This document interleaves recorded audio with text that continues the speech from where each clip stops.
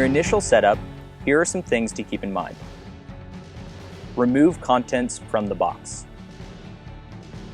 Open the waterproof cover of the control box by pressing down on the gray tabs with both thumbs and lifting the middle tab. Ensure that the power switch is in the off position. Plug the AC adapter into a 110 volt power source. For 220 volt, use adapter purchased separately. AC adapter must be protected. Do not leave it exposed to the elements. Do not use an extension cord. Plug it into an indoor or protected receptacle. Here are some programming steps for the Birdchase Super Sonic.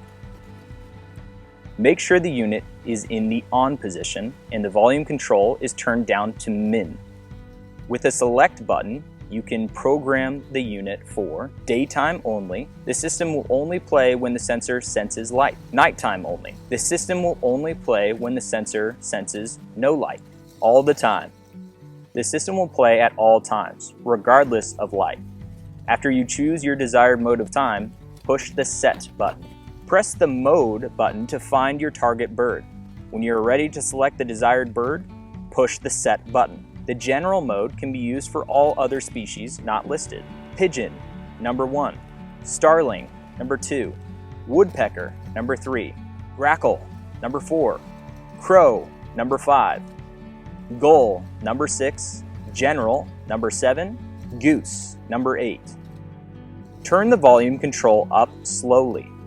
You will hear the sound emitting from the speaker. Adjust the control to the desired volume. The volume control adjusts the internal control speaker only. Satellite speakers will only play at one volume level, and that volume level is max. Close the waterproof lid once you have finished programming. Be sure it is completely closed by snapping tightly. The system will play for approximately 2 minutes, be silent for approximately 10 minutes, and continue in this manner regardless of the bird selected.